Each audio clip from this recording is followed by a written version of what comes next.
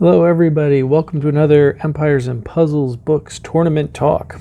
Let's talk about this week's event. It is going to be a 3-star buff booster. All heroes are available. So how are we going to do that? This time I'm actually going to embrace the buff booster in a big way. If I can get everybody fired up, my tank is going to be looking at having 7 buffs. That's 140% attack increase. So my team is sort of light on hitters. I have 2 non-hitters on the team. But let's jump in and see what the buffs are looking at. I'm hoping that the slash attacks are going to really be a dominant factor here. So my tank of choice frequently is Bioff. Way back in the day, I was trying to decide between embleming and limit breaking Shrub Bear or Bioff, and I went with Bioff specifically for the buff boosters. Shrub Bear does taunt, which, the only 3-star hero that does taunt, but he only buffs himself as opposed to the other taunt heroes that we're used to giving attack up, defense up to their allies. So I'm going with Bioff. So the caster and nearbys get 48% attack. The caster and nearbys get 46% defense. And the caster and nearbys regenerate 612 HP over 4 turns. Now, he does have some negative effects here if he goes beyond 4 turns, but I think it's more likely than not that he will have his special go off again and again in 4 turns as a tank.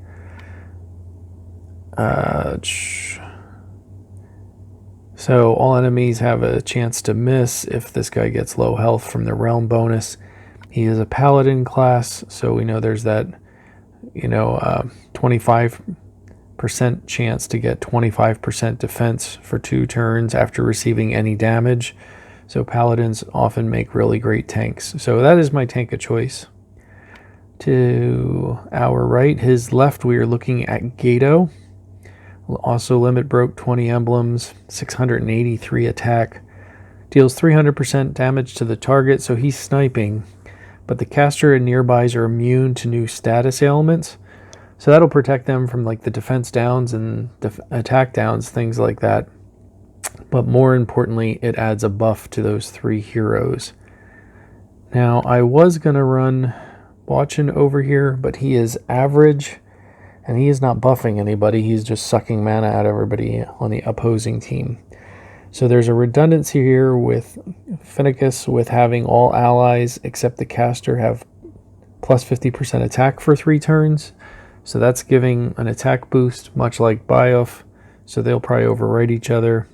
But all allies except the caster get 24% mana generation for 3 turns. So that is a decent buff for everybody to get, is that mana boost.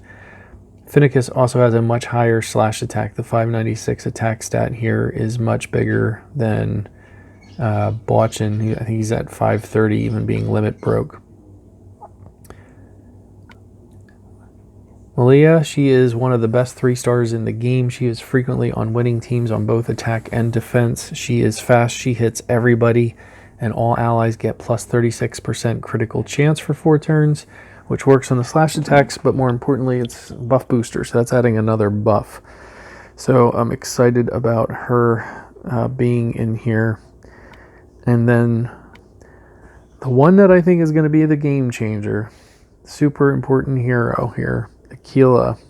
150% damage to target nearbys, so hitting 3 equally hard at fast speed. The caster and nearbys get 45% chance to dodge special skills for 3 turns, so that's another buff, and each dodge is adding 5% defense stack. So that's drastically increasing the defense. Also really liking her passive here.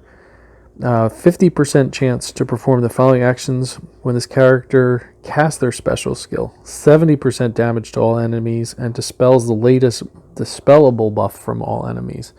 So I think that is pretty awesome. She is part of the Moon family, so there's a 10% chance to give negative 24% defense for 2 turns and 56 quarter damage to the opponents. And that goes up to 50 and 75%. I'm only using 1, so 50% if she dies by a special. On the troop side, I don't think I've been talking about troops, but I have maxed attack troops on everyone except Bioff, I put in a defense troop, so he's getting 16% defense, 10% more health. Everybody else is getting the 17% attack. So those are the heroes I chose for my team. I am confident that this will be an A defense. Fire heroes aren't particularly strong attackers, so I think nature is a decent tank for this event. Frequently we'll see gunners, since they're adding a bunch of buffs as tank. Not as excited about a gunner tank for this one just because they slow.